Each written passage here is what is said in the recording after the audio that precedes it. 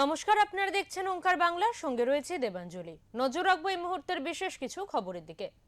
বারুইপুর থানার অন্তর্গত হারদহ গ্রাম পঞ্চায়েতের কালাবারু এলাকায় দুটি মাটির খুলির কারখানায় অভিযান চালিয়ে 34 জন ভিন রাজ্যের শিশু শ্রমিককে উদ্ধার করা হলো।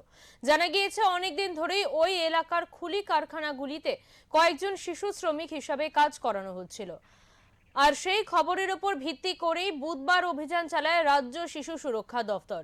এই অভিযানে তাদের সহায়তা করে দক্ষিণ 24 পরগনা জেলা শিশু সুরক্ষা দফতর, জেলা আইনি সহায়তা দফতর ও বারুইপুর থানার পুলিশ। তাদেরকে উদ্ধার করে নিয়ে আসা হয় বারুইপুর থানায়। শিশু শ্রম আইন লঙ্ঘন করার ঘটনায় কারখানা মালিকদের খোঁজ চালানো হচ্ছে।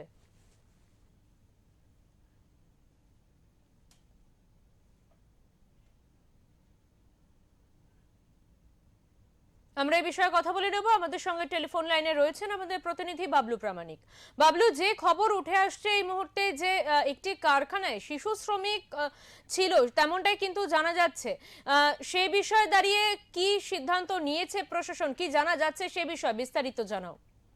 একদম যেমন যেটা জানিয়ে রাখি, বারুইপুরে মাটির খুলি কারখানা থেকে অভিযান চালিয়ে 34 জন ভিন রাজ্যের শিশু শ্রমিককে উদ্ধার করে এমন ঘটনায় কিন্তু টনক নড়ে ওঠে।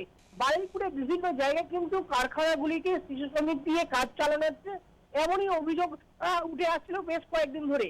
তেমনই অভিযোগের ভিত্তি থেকে কিন্তু আজকের শিশু শ্রমিকদের উদ্ধার করে।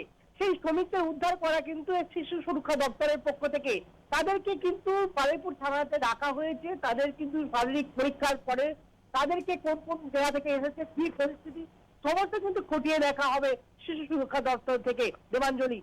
একদম বাবলু, আর কিছু কি জানা যাচ্ছে? এই কারখানার যারা মালিক রয়েছেন তাদের বিরুদ্ধে কি কোনো রকম কোনো পদক্ষেপ নিতে পারে প্রশাসন, কি জানা যাচ্ছে সে বিষয়? একদম দেবাঞ্জলি, যেটা জানিয়ে রাখি যে বারুইপুর হাটদহ ও কালাবড়ু এলাকায় কিন্তু দুটি মাটির কারখানা, তাছাড়াও অনেকগুলি কারখানা আছে। তার মধ্যে কিন্তু দুটির মধ্যে কিন্তু শিশু শ্রমিক দিয়ে কাজ চালানো হচ্ছিল।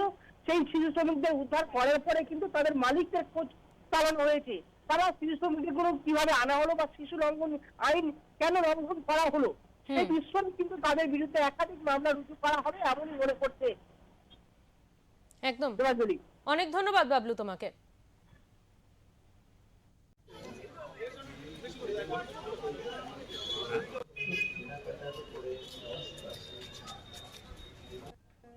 যে মাটির যে পাত্র তৈরি হয়, যে চায়ের ভাঁড় বা ইত্যাদি, এরকম বেশ কয়েকটি ইউনিট ছিল। তার মধ্যে দুটি ইউনিটে আমরা আজকে রেস্কিউ অপারেশনটা চালিয়েছি।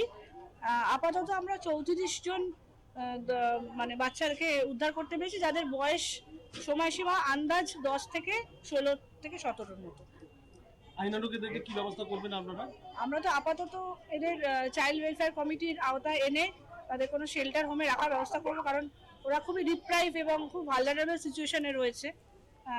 এবং তাদেরকে ঠিকঠাক করা, ট্রমাটাইজ কিনা, কাউন্সেলিং করা, ঠিকঠাক মানে সেফ জায়গায় তাদেরকে রাখা, যেটা এখন চাইল্ড ওয়েলফেয়ার কমিটি ডিস্ট্রিক্টের যে সাউথ 24 পরগনা তাদের অর্ডারেই হবে। আমরা তাদের সাথে অলরেডি কথা বলে রেখেছি। আইন অনুযায়ী যা করার সেই প্রসিজিওর অনুযায়ী আমরা করেছি।